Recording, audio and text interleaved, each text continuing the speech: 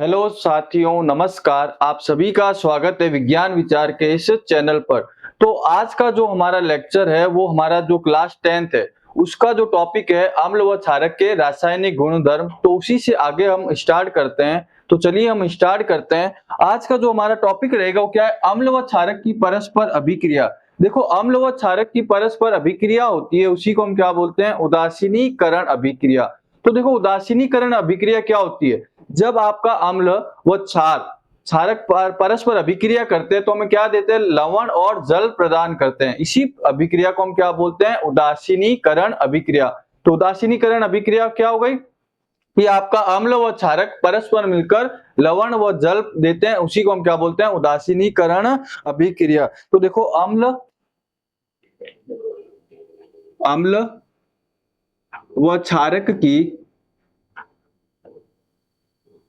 की परस्पर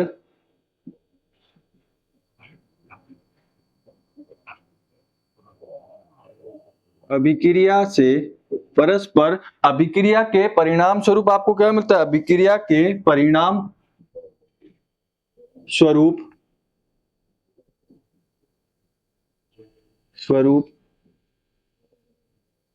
क्या मिलता है आपको? परिणाम स्वरूप क्या मिलेगा आपको? एक तो मिलेगा लवण और जल, तथा इसे हम क्या बोलते हैं? उदासीनीकरण। परिणाम स्वरूप लवण और साथ में क्या मिलेगा? जल। लवण तथा जल प्राप्त होते हैं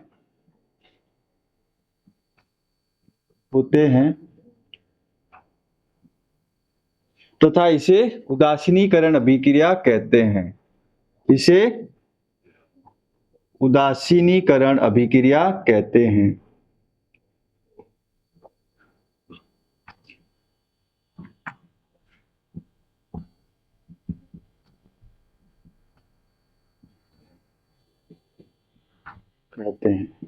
अब देखो, उदासीनीकरण अभिक्रिया क्या हो जाएगी हमारी कि आपका अम्ल और क्षारक, जैसे कि आपका हम लिख सकते हैं आपके अम्ल प्लस क्षारक, ये जब दोनों अभिक्रिया करेंगे तो हमें क्या मिलेगा? एक तो मिलेगा लवण, साथ में क्या मिलेगा आपको? जल। और इसी अभिक्रिया को हम क्या बोलते हैं? उदासीनीकरण अभिक्रिया, न्यूट्रलाइजेशन रिएक्शन। जैसे कि उदाहरण देखते हैं हम इसका एक।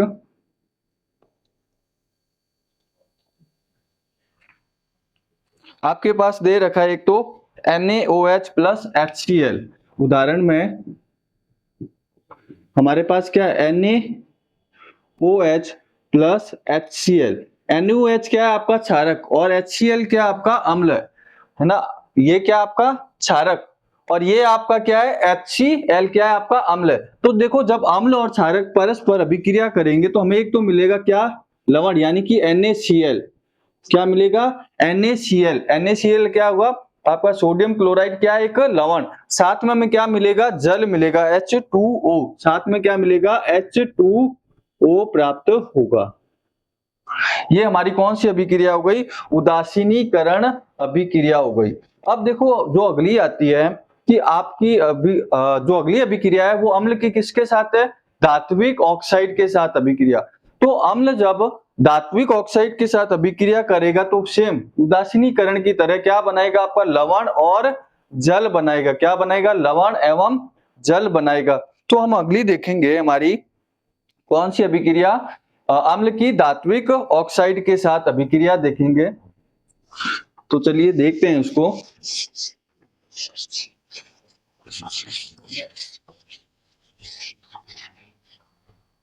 हमारी जो अगली है वो क्या है? अम्ल की धात्विक ऑक्साइड के साथ अभिक्रिया।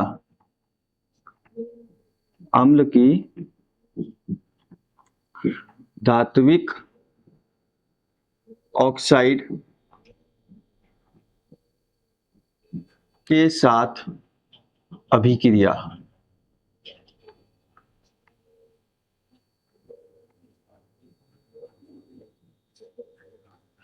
तो हमारी क्या है? अम्ल की धात्विक ऑक्साइड के साथ अभिक्रिया, या धातु ऑक्साइड भी बोल सकते हो। क्या बोल सकते हो? धातु ऑक्साइड भी। तो देखो, जब अम्ल आपका धातु ऑक्साइड के साथ अभिक्रिया करता है तो हमें क्या देता है, लवण तथा जल प्रदान करते हैं। तो हम इसमें लिख सकते हैं कि अम्ल धात्विक ऑक्साइड के साथ अभिक्रिया करके, धात्विक ऑक्साइड के साथ अभिक्रिया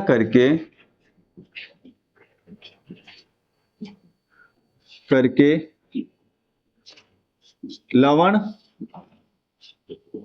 तथा जल प्रदान करते हैं, जल प्रदान करते हैं। यानी कि जब हम अम्ल की अभिक्रिया धात्विक ऑक्साइड के साथ करवाएंगे तो हमें एक तो क्या मिलेगा, आपको लवण और एक जल, जैसे उदासीनीकरण अभिक्रिया में हुआ था। तो यहां पर हम लिख सकते हैं कि हमारा जो धात्विक ऑक्साइड है, धात्विक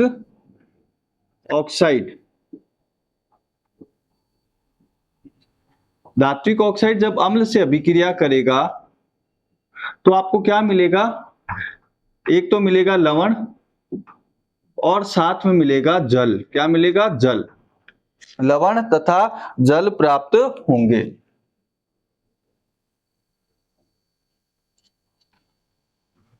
देखो इसको धातु ऑक्साइड भी बोलते हैं। धात्विक ऑक्साइड का मतलब धातु के साथ में क्या जुड़ी हुई है, ऑक्साइड। तो हम एक उदाहरण से देखते हैं इसको। उदाहरण क्या है हमारे पास, मान लो ये है उदाहरण में CuO प्लस, ये CuO क्या है, कॉपर ऑक्साइड। इसी को हम क्या बोलते हैं, धात्विक ऑक्साइड या धातु ऑक्साइड। कॉपर क्या है, धातु, ये O पीछे क्या है, ऑक्साइड, तो क्या बन गया, धात्विक ऑक्साइड। अब यहाँ पर हम इस धातु ऑक्साइड की अभिक्रिया किसके साथ करवा रहे हैं, HCl मतलब अम्ल के साथ। तो जैसे ही करवाएंगे तो हमारे पास एक तो क्या मिलेगा, हमें लवण प्राप्त होगा। तो लवण क्या होता है हमारे पास, इसका CuCl2, ये हमें एक लवण मिला और साथ में क्या मिला, जल मिला। अब देखो यहां पर एक चीज समझिए कि हमने अभी पीछे पढ़ा था उदासीनीकरण में कि जब अम्ल और क्षारक परस्पर अभिक्रिया करते हैं तो लवण और जल मिलता है। तो आप खुद सोचिए, यहां पर ये अम्ल तो है, ये तो क्या है हमारा अम्ल है ही है, HCl क्या होता है, अम्ल होता है। इसका मतलब ये क्या होगा, क्षारक ही होगा, क्योंकि क्षारक और अम्ल मिलेंगे तभी तो हमें लवण और जल मिलेगा। इसका मतलब यहाँ पर ये जो धातु ऑक्साइड है वो क्या होगा, क्षारक, क्योंकि HCl तो पहले से क्या है, अम्ल है। इसका मतलब हम बोल सकते हैं कि यहाँ पर ये जो धातु ऑक्साइड है ये क्या है, एक क्षारक है। धातु ऑक्साइड क्या है, क्षारक। इसका मतलब क्या हुआ, हमारे जो पेपर में पूछा भी जाता है, ये जो धात्विक ऑक्साइड होते हैं इनकी प्रकृति कैसी हो गई, क्षारकीय प्रकृति के या क्षारक प्रकृति के होते हैं। क्योंकि हमें पता है यहाँ पर HCl अम्ल है ही, लेकिन जब अम्ल के साथ क्षारक मिलेगा तभी हमें क्या मिलेगा, लवण और जल तभी मिलेगा। इसका मतलब हमारा यहाँ पर जो धातु ऑक्साइड है उसकी प्रकृति कैसी हो गई, आपके क्षारकीय प्रकृति की हो गई। अब यहाँ पर हम पॉइंट करके लिख सकते हैं कि धात्विक ऑक्साइड की प्रकृति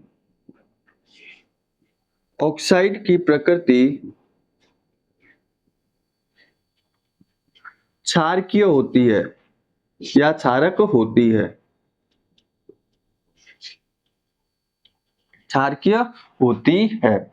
यहां पर अब हम देखेंगे, हमारी अगला है कि जो क्षारक है, क्षारक के साथ देखेंगे, क्षारक के साथ देखो क्या होता है, अधात्विक ऑक्साइड अभिक्रिया करते हैं। क्या करते हैं, अधात्विक ऑक्साइड।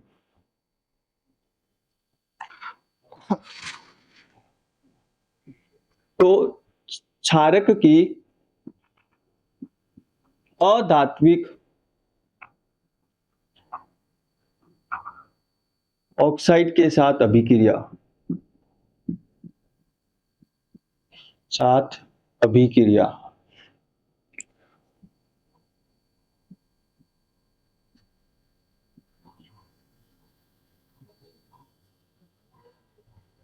तो इसमें भी सेम क्या होगा, जब क्षारक अधात्विक ऑक्साइड के साथ अभिक्रिया करेगा तो क्या बनेगा, संगत लवण और जल बनाएगा। तो सेम हम जो अभी इसमें देखा है, लेकिन यहाँ पर जो हमारे अधात्विक ऑक्साइड होंगे उनकी प्रकृति कैसी होगी, उनकी प्रकृति होगी अम्लीय प्रकृति के होंगे। तो हम इसमें क्या लिख सकते हैं कि क्षारक क्षारक अधात्विक ऑक्साइड के साथ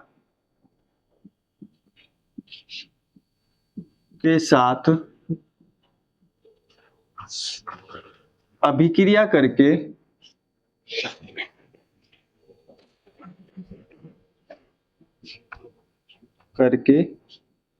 लवण तथा जल प्रदान करते हैं, लवण तथा जल प्रदान करते हैं।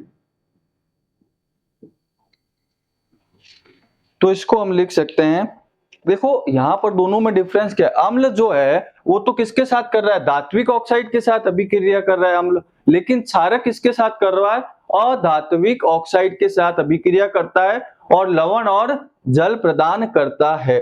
दोनों में अंतर ये है, तो हम यहाँ पर लिख सकते हैं अधात्विक ऑक्साइड, अधात्विक ऑक्साइड प्लस हमारा क्षारक, तो हमें क्या मिलेगा, लवण प्लस जल मिलेगा, लवण प्लस जल प्राप्त होगा जब आपका अधात्विक ऑक्साइड किससे अभिक्रिया करेगा, क्षारक के साथ करेगा, क्षारक के साथ अभिक्रिया करेगा। तो एक उदाहरण से देखते हैं हम इसको, जैसे कि हमारे पास क्षारक क्या है, CaOH का ऑल्ट्राइज प्लस CO2। देखो यहाँ पर CaOH का ऑल्ट्राइज ये क्या है, क्षारक है, और हमारे पास जो CO2 है क्या, एक अधात्विक ऑक्साइड है, क्या है, एक अधात्विक ऑक्साइड है। जब दोनों अभिक्रिया करेंगे, तो हम पहले चैप्टर में भी पढ़ चुके हैं, इसकी अभिक्रिया से क्या बनेगा आपका कैल्शियम कार्बोनेट, क्या बनेगा, कैल्शियम कार्बोनेट, CaCO3 प्लस क्या बनेगा आपका H2O। उदाहरण में आप, ये क्या है हमारा क्षारक, ये क्या है अधात्विक ऑक्साइड। अब आप खुद देखो यहां पर ये तो क्षारक है, क्षारक के साथ जब अम्ल मिलेगा तभी तो हमारे पास क्या मिलेगा, लवण और जल। देखो सेम यहां पर जो धातु ऑक्साइड थे उनकी प्रकृति कैसी हो गई थी, क्षारकीय, क्योंकि क्षारक प्लस अम्ल ये मिलेंगे तभी लवण और जल मिलेगा। यहाँ क्षारक तो पहले से ही है, ये हमारा क्या है, क्षारक पहले से, इसका मतलब इसकी प्रकृति जो होगी वो कैसी होगी, अम्लीय प्रकृति का होगा, क्योंकि क्षारक के साथ जब अम्ल मिलेगा तभी तो हमें क्या मिलेगा, लवण और जल। इसका मतलब हमारा क्या हुआ कि जो अधात्विक ऑक्साइड होते हैं उनकी प्रकृति कैसी होती है, अम्लीय प्रकृति के होते हैं। तो हम यहाँ लिख सकते हैं कि हमारे अधात्विक ऑक्साइड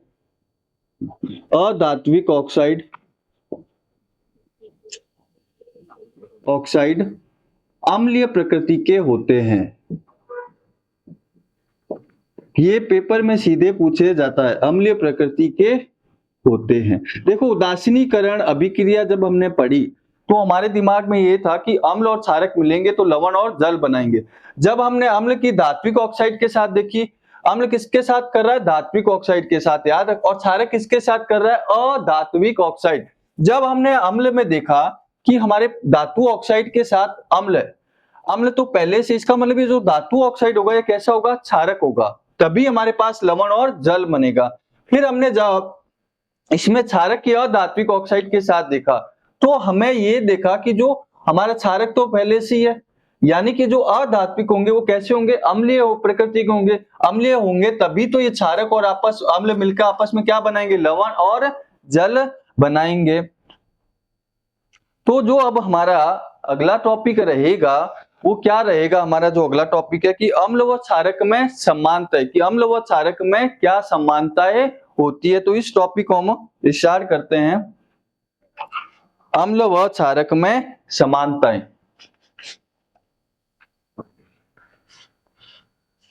तो चलिए देखते हैं अम्ल व क्षारक में समानताएं।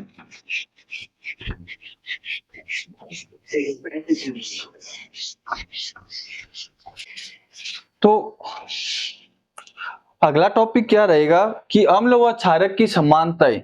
तो देखो दोनों में समानताएं क्या है, जैसे कि दोनों ही जलीय विलयन में क्या देते हैं, आयन। अब देखो जब आयन देते हैं तो दोनों ही जलीय विलयन में विद्युत के क्या होते हैं, सुचालक होते हैं। तो दोनों ही हम इसकी लिखते हैं समानताएं। देखो पहली समानता इसमें क्या होती है कि जो आपका अम्ल है व क्षारक दोनों जलीय विलयन में क्या देते हैं? आयन। अम्ल व क्षारक दोनों जलीय विलयन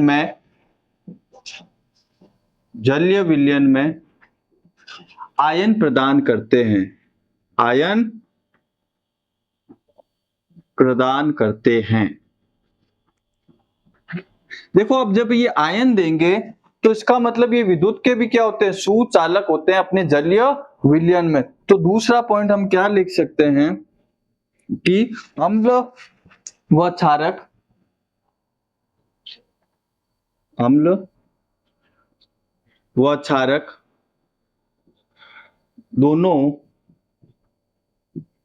दोनों ही जलीय विलयन में क्या होते हैं? विद्युत के आपके सुचालक होते हैं। दोनों जलीय विलयन में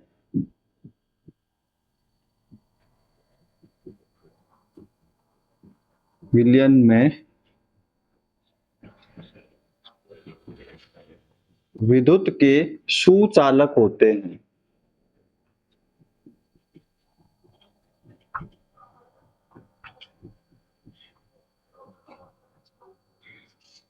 देखो तो पहला क्या हुआ? समानताएं दोनों ही आयन देंगे और दोनों ही विद्युत के क्या होते हैं? सुचालक होते हैं। ये समानताएं होती है। फिर यहां पर हम देखते हैं कि आपका जलीय विलयन में अम्ल और क्षारक, यानी कि कहने का मतलब है कि जलीय विलयन में अम्ल व क्षारक, यानी कि जल में अम्ल क्या होता है और क्षारक को जल में डालते हैं तो क्या होता है? जलीय विलयन में अम्ल व क्षारक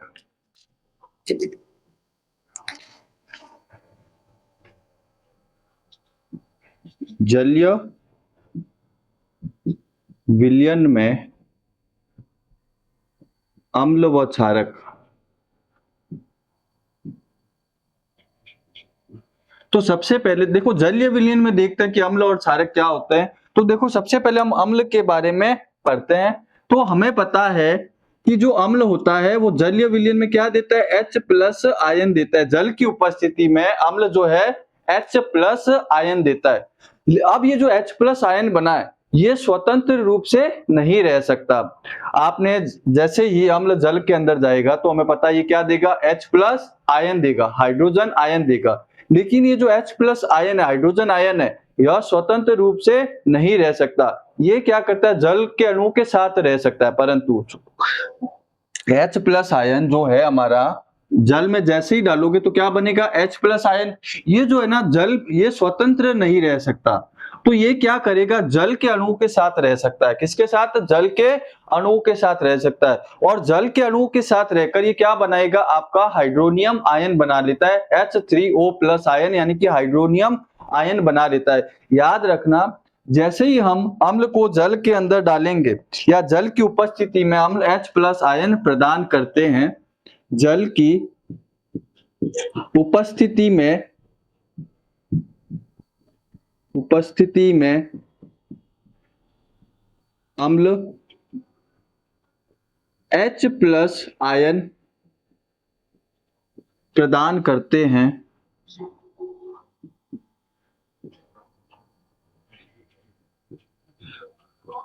अब देखो यहां पर ये जो H+ आयन बना है, जैसे ही आपने जलीय विलयन हुआ अम्ल का तो यहां पर हमें क्या मिला? ये H+ आयन मिला। अब ये जो H+ आयन है ये स्वतंत्र रूप से नहीं रह सकते, तो ये क्या करते हैं? जल के अणुओं के साथ मिलकर रहते हैं। तो हम क्या लिखेंगे यहां पर कि ये हमारा जो हाइड्रोजन आयन है, हाइड्रोजन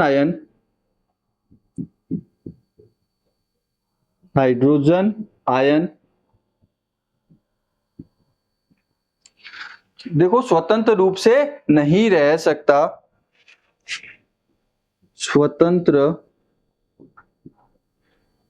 रूप से नहीं रह सकता,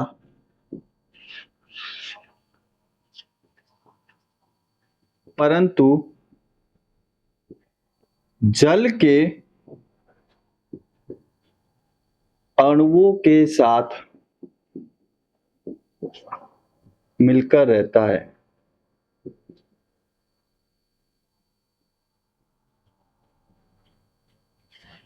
ऐसे समझिए ये जो हमारा H प्लस आयन है यानी कि हाइड्रोजन आयन, ये अकेला नहीं रहता है, ये क्या करता है जल के अणु के साथ मिलकर रहता है। यहाँ पर ये अब ये जल के अणु के साथ मिलेगा H2O के साथ तो क्या बना लेगा आपका हाइड्रोनियम आयन बना लेता है। क्या बना लेता है हाइड्रोनियम आयन बना लेगा ये।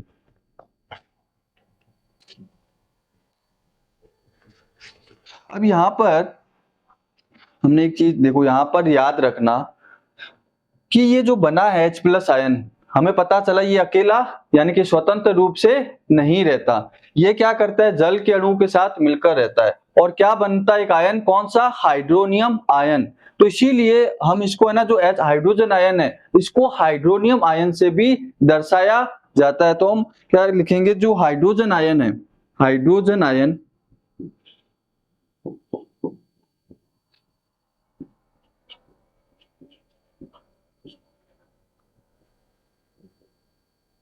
हाइड्रोजन आयन को किससे दर्शाया जाता है हाइड्रोनियम आयन से दर्शाया जाता है। हाइड्रोनियम आयन,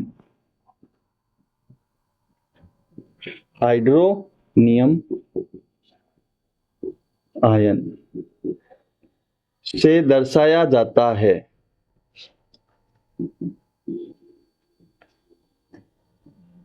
क्यों दर्शाया जाता है देखो, क्योंकि देखो यहां पर उदाहरण से समझो, ये क्या है H प्लस है ना, अब ये क्या होगा अकेला तो नहीं रहेगा, ये क्या करेगा जल के अणु के साथ मिलेगा, किससे H2O के साथ, H2O इसके साथ मिलेगा, इसके साथ मिलकर क्या बना लेगा हाइड्रोनियम आयन, इसीलिए इसको जल में किससे दर्शाया जाता है हाइड्रोनियम आयन। इस H3O+ को क्या बोलते हैं हाइड्रोनियम आयन, हाइड्रोनियम आयन। इसीलिए जो हमारा हाइड्रोजन आयन है उसको किससे दर्शाया जाता है हाइड्रोनियम आयन से, क्योंकि ये अकेला नहीं रहता है, ये क्या करता है जल के अणु के साथ मिलकर रहता है। जैसे उदाहरण देखिए हमारे पास, मान लो HCl है, HCl प्लस H2O।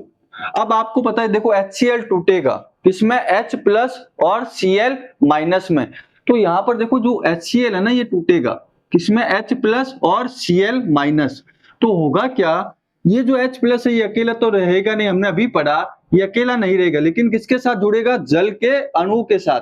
अब जैसे ये जल के अणु के साथ मिलेगा तो क्या बनता है हमें पता है हाइड्रोनियम आयन, तो क्या मिल जाएगा आपको हाइड्रोनियम आयन, साथ में ये क्या हो जाएगा Cl माइनस अलग हो जाएगा। तो ये ऐसे होता है जल के अंदर कौन आपका H प्लस यानी कि आपका हाइड्रोजन आयन। अब देखिए फिर हमें पता है जब अब पढ़ते हैं क्षारक के बारे में, तो हमें पता है जो हमारा क्षारक है वो जल में जब क्या देता है OH माइनस, क्या देता है OH माइनस आयन देता है क्षारक। तो इस क्षारक जल की उपस्थिति में कौन सा आयन देता है OH माइनस, और अम्ल कौन सा देता है H प्लस आयन। और याद रखना H प्लस आयन अकेला नहीं रहता है, वो जल के अणु के साथ मिलकर रहता है और क्या बना लेता है हाइड्रोनियम आयन। यहाँ पर देखो इस उदाहरण से स्पष्ट है, ये जैसे ही HCl टूटा H प्लस और Cl माइनस में, तो ये अकेला नहीं रहा, ये किसके साथ मिल जाएगा आपका इसके साथ, इसके साथ जैसे ही मिलेगा तो आपका क्या बन जाएगा हाइड्रोनियम आयन और Cl माइनस आपका अलग।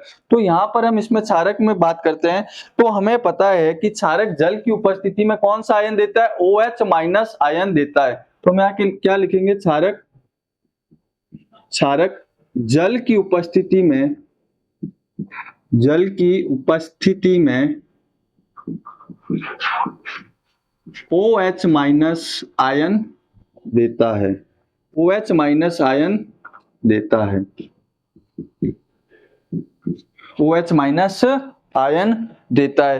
तो देखिए कैसे उदाहरण आप देख सकते हो, कौन सा जैसे NaOH है, तो उदाहरण में NaOH, तो ये जल की उपस्थिति में H2O की उपस्थिति में क्या देगा हमें OH माइनस आयन प्रदान करेगा। क्या बनेगा एक तो Na प्लस OH माइनस है ना, फिर हम क्या है KOH, तो ये भी क्या करेगा देखो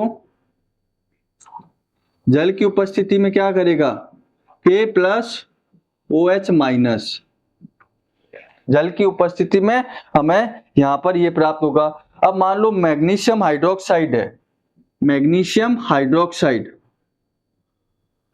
तो जल की उपस्थिति में ये भी क्या करेगा, देखो एक तो हमें क्या देगा, OH माइनस देगा, और क्या देगा आपको, मैग्नीशियम +2,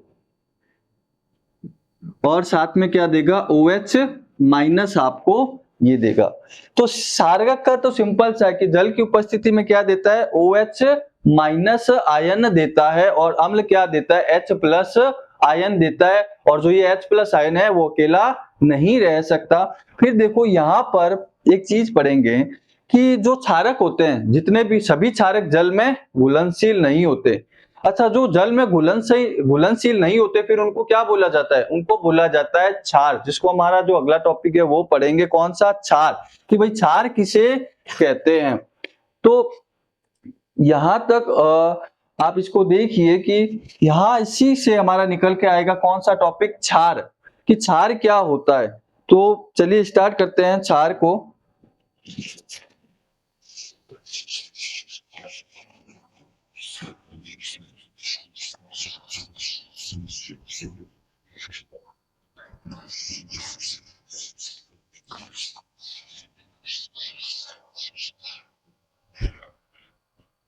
देखो अगला टॉपिक है क्षार।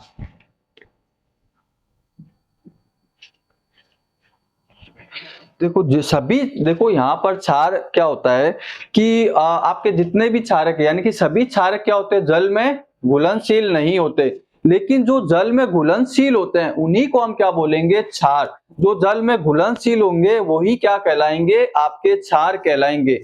और जो क्षार की प्रकृति होती है वो कैसी होती है, आपकी एक संचारण प्रकृति के होते हैं, और साबुन जैसा, स्पर्श करने पर साबुन जैसा होता है, और थोड़े से कड़वे होते हैं। तो क्षार क्या हुआ, जल में घुलनशील क्षारक को क्षार कहते हैं। सभी क्षारक को क्षार नहीं कह सकते, सिर्फ जो जल में घुलेंगे उन्हीं को हम क्या बोलेंगे, क्षार। तो जल में घुलनशील क्षारक को क्षार कहते हैं।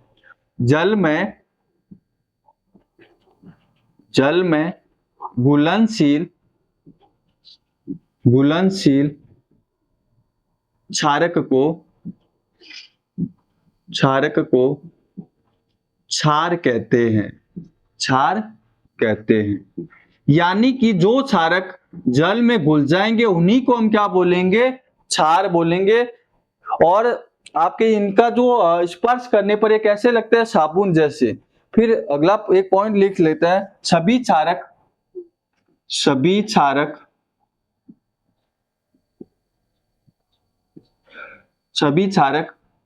जल में घुलनशील नहीं होते, जल में घुलनशील नहीं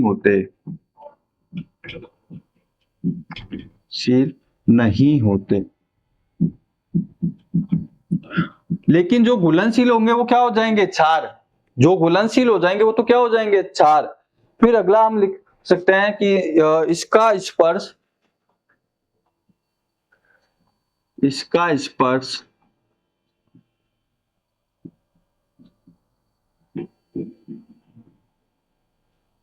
साबुन की तरह एवं स्वाद में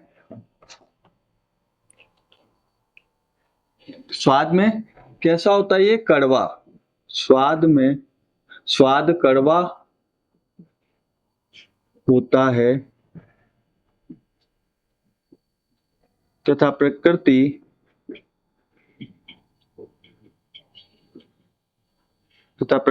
कैसी होती है, इनकी जो प्रकृति होती है वो संचारण वाली, यानी कि संचारकीय प्रकृति के होते हैं। ये कैसे, संचारक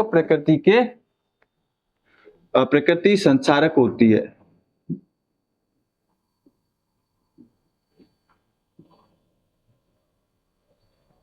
तो क्षार का सिंपल सा है, जो क्षारक जल में घुल जाएंगे उन्हें हम क्या बोल देंगे, क्षार। तो इसका मतलब जो भी जल में घुलनशील है उनको हम क्या बोल सकते हैं, क्षार, लेकिन सभी क्षारकों को हम क्षार नहीं बोल सकते। फिर यहां पर देखो एक टॉपिक आता है तनुकरण। तो तनुकरण क्या होता है,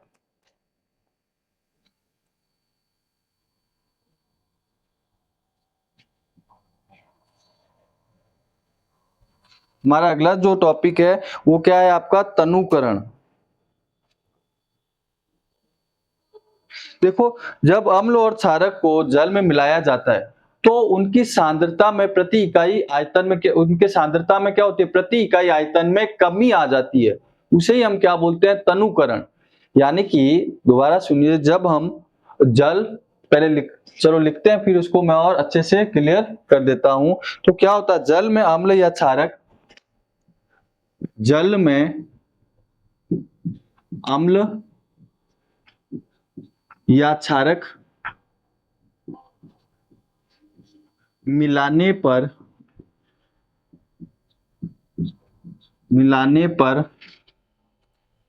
क्या होगा, आयतन की सांद्रता में क्या होता है, कमी आ जाती है। मिलाने पर आयतन की सांद्रता का मतलब है यहाँ पर आपके हाइड्रोजन आयन और आपके हाइड्रोक्साइड आयन में क्या आ जाती है, कमी आ जाती है।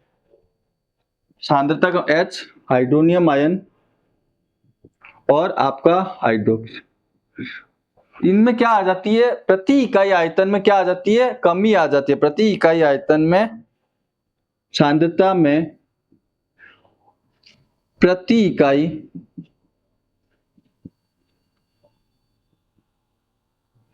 आयतन में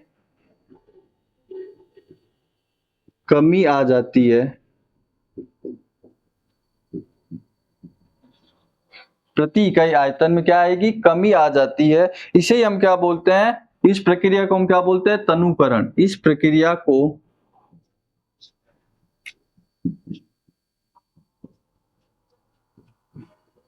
तनुकरण कहते हैं। देखो इसको और अच्छे से समझना है। मान लो ये अम्ल या के जल में जब अम्ल या क्षारक मिलाते हैं तो उनकी सांद्रता मतलब उनकी जो आयन है H प्लस और OH माइनस आयन में जो है कमी आ जाती है, प्रति इकाई आयतन में कमी आ जाती है। इसी कमी को हम क्या बोलते हैं, तनुकरण। जैसे एक उदाहरण लेते हैं, उससे और अच्छे से क्लियर हो जाएगा। मान लो आप नींबू है, तो नींबू को आप ऐसे ही टेस्ट कीजिए तो आपको बहुत ज्यादा क्या लगेगा, खट्टा लगेगा, है ना। ऐसे ही नींबू की एक बूंद को टेस्ट कीजिए तो आपको बहुत ज्यादा क्या लगेगा, उसका खट्टा लगेगा, क्योंकि नींबू में क्या होता है, अम्ल। और उसी नींबू को जब हम पानी में मिलाएंगे तो अब आपका जो खट्टा है वो क्या होगा, कम हो जाएगा। वो क्यों, क्योंकि जैसे ही पानी में मिलाया तो उसके आयतन में क्या हो गई, कमी, है ना। आयतन में कमी होगी, इसका मतलब एक तरीके से उसका क्या हो गया, तनुकरण हो गया। उसका जो H plus minus H plus ion है, यानी कि H3O प्लस आयन, वो क्या हो गया, कम हो गया। तो इसी को हम क्या बोलते हैं, तनुकरण बोलते हैं। कि कोई भी अगर जल है, उस जल में अगर आप अम्ल या क्षार मिलाते हो तो उसकी सांद्रता मतलब आपके जो H प्लस वगैरह आयन है उनकी सांद्रता में क्या होगी, कमी आ जाएगी। और इसी प्रक्रिया को हम क्या बोलते हैं, तनुकरण। जैसे अभी हमने नींबू वाला एग्जाम्पल समझा, तो नींबू में क्या होता है, जैसे आप एक बूंद ऐसे टेस्ट करोगे तो आपको बहुत ज्यादा क्या लगेगी, वो खट्टी लगेगी बूंद। लेकिन यही अगर उसको पानी में मिलाकर आप टेस्ट करोगे तो आपको क्या लगेगा, कम खट्टा लगेगा। क्यों, क्योंकि उसके आयतन में क्या आ गई, कमी आ गई। और इसी प्रक्रिया को हम क्या बोलते हैं, तनुकरण कहते हैं। अब हमारा जो अगला टॉपिक है, देखो जब हम जल के साथ अम्ल व क्षारक मिलाते हैं तो हमें कुछ सावधानियां रखनी चाहिए। क्योंकि जल और अम्ल को जब हम मिलाते हैं तो जल के साथ जब अम्ल और क्षारक को मिलाते हैं तो यह प्रक्रिया क्या होती है, एक ऊष्माक्षेपी अभिक्रिया होती है। ऊष्माक्षेपी मतलब बहुत ज्यादा ऊष्मा मतलब हीट निकलेगी, जिससे आपको नुकसान हो सकता है। इसीलिए जब जल के साथ अम्ल और क्षारक मिलाते हैं तो हमें कुछ एक सावधानियां रखनी चाहिए। जैसे कि सबसे पहले हमें धीरे धीरे उसको मिलाना चाहिए। दूसरा, जैसे मान लो एक कंटेनर जिसको मिला रहे हो तो उसको कंटिन्यू ऐसे हिलाते हुए ही उसको मिलाना चाहिए, क्योंकि ये क्या है, ऊष्माक्षेपी अभिक्रिया है। तो हम पहले लिख ले, जल के साथ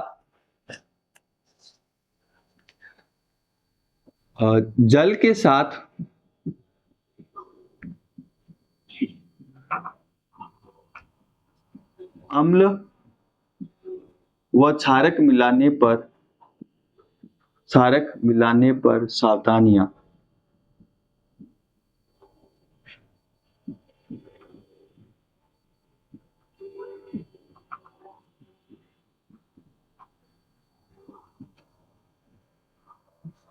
तो देखो सावधानियां क्या होती है, सबसे पहले हमें पता है कि जल को अम्ल व क्षारक के साथ मिलाया जाता है जब जल को अम्ल व क्षारक के साथ मिलाते हैं तो यह प्रक्रिया क्या होती है, एक बहुत ऊष्माक्षेपीय प्रक्रिया होती है।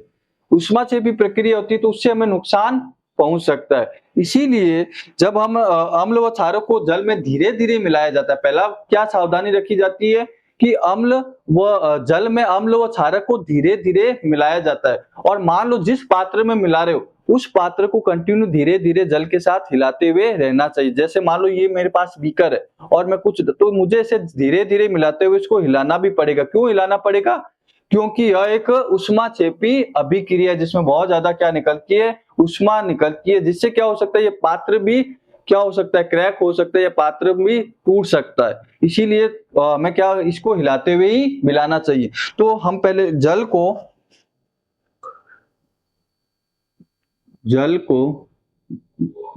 अम्ल व क्षारक के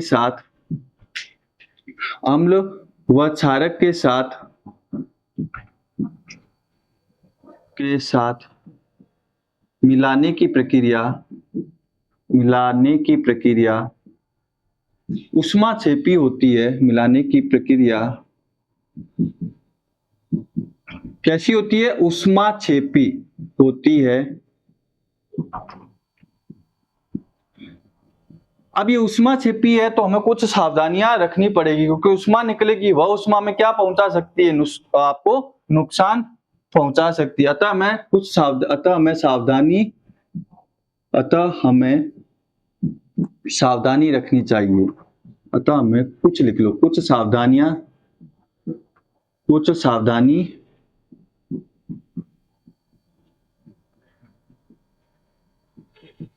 रखनी चाहिए।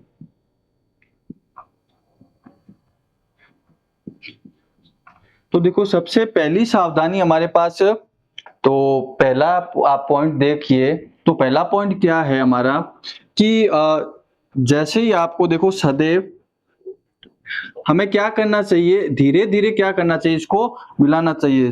तो सदैव अम्ल व क्षारक को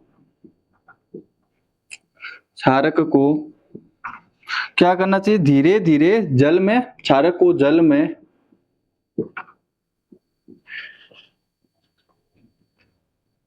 धीरे-धीरे मिलाना चाहिए।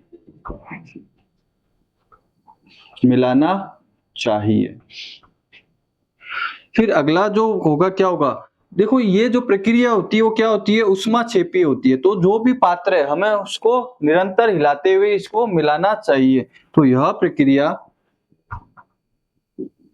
प्रक्रिया ऊष्माक्षेपी होती